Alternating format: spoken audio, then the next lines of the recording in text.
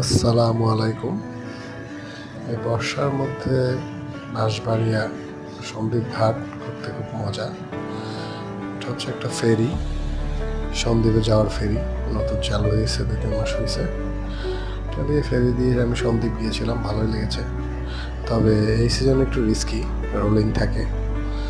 তারপর আপনারা ঘুরতে পারেন, তবে এই সিজনে না গেলেই ভালো হয়।